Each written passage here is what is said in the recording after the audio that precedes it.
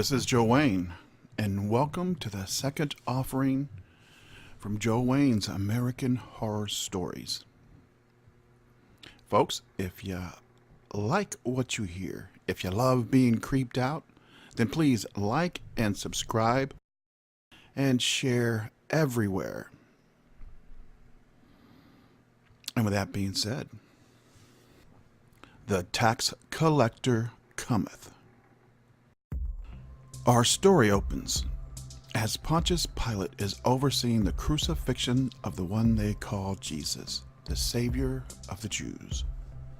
The crowd wells with laughter as they mock Jesus. Jesus! Jesus!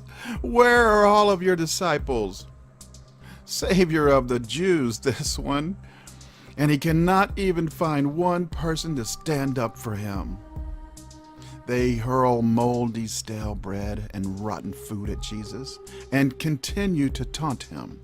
As they take Barabbas the thief off of the cross, they put Jesus on.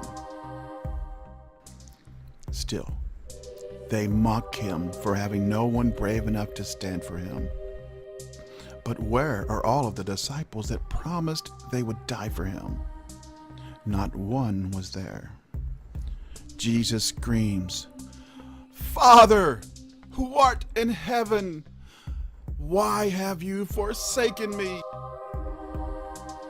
As we move forward through the centuries, stories are told of a hooded figure that comes for those who have slipped out of balance with the planet, as they cherish the root of all evil, or money, above all else, destroying men, women, and families, even nation states, as they greedily scheme to pit one against the other in order to make themselves more money than God, as the saying goes.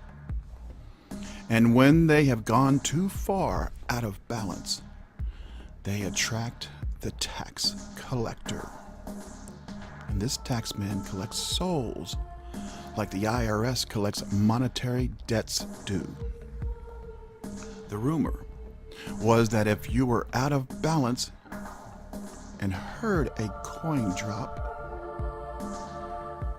then the tax collector cometh to reap your soul as payment for the debts you have accrued in this mortal world, from ruining life after life after life.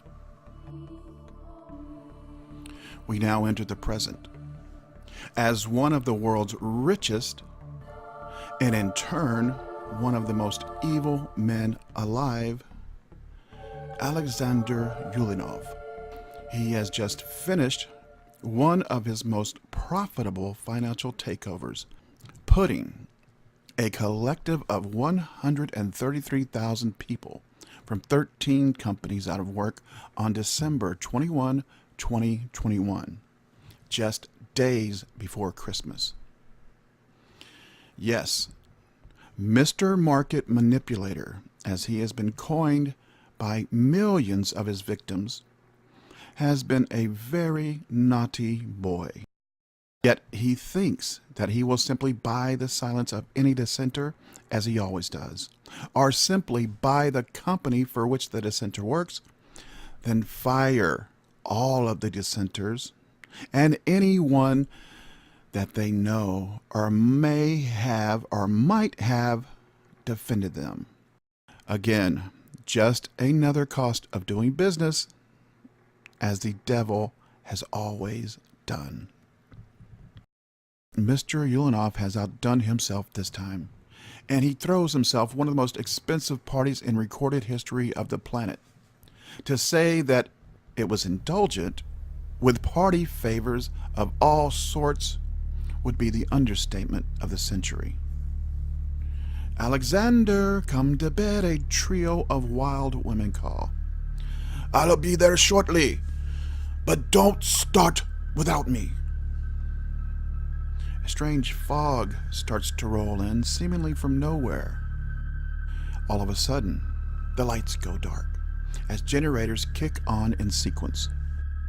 The 30-man large and very well-trained and paid security staff, made up exclusively of ex-special forces from numerous countries of origin, have a heightened sense of alarm as they encounter a hooded figure in a flowing black robe. One after next, they are literally eviscerated, and some are even emulsified into a mist of blood, bones, and organs. It's a literal bloodbath. Now the hooded figure, having made very quick work of his elite team of killers, turns his sights on Alexander, that is at this time quivering in a corner, and for the first time in his life alone. He hears a coin drop, and as if it were guided by an unseen hand, rolls directly over to Alexander. He picks up the old coin, and being a very educated man, recognizes it to be a 2,000-year-old Tiberius coin, with Tiberius on one side and his mother on the other, Olivia, from the time of Jesus. He gasps as he slowly raises his head upward to behold an ancient Arabic-looking man in a flowing black robe, as if there was a wind that was contained to the man's robe and nowhere else. He promises the hooded figure millions upon millions if he would spare him. Then the hooded figure slowly turns and in an extremely low, raspy voice says, "You have been weighed and balanced and have come up wanting. I am the tax collector, here to collect your black soul for my master." As the tax collector turns, he grabs the hand of Alexander, and in a vision, Alexander sees the tax collector for the mortal man he was before he himself was weighed and balanced. He is taken back to the time of Jesus, to the Last Supper, where he sees a much younger and much more human-looking tax collector. But this cannot be right, because these were the apostles of Jesus.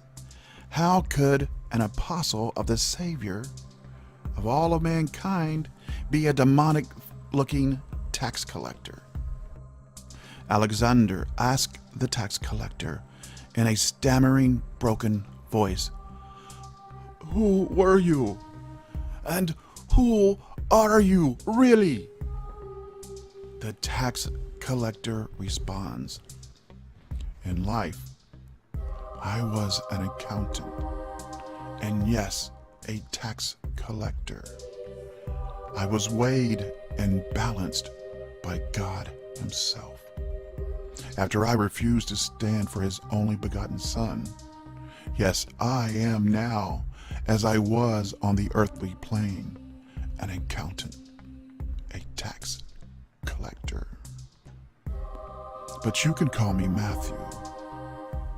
Alexander turns ghostly white and questions, "The apostle and Saint Matthew?" The tax collector says, "I used to collect taxes. Now I am doomed to wander the earth and collect souls for an eternity for my act of cowardice and betrayal."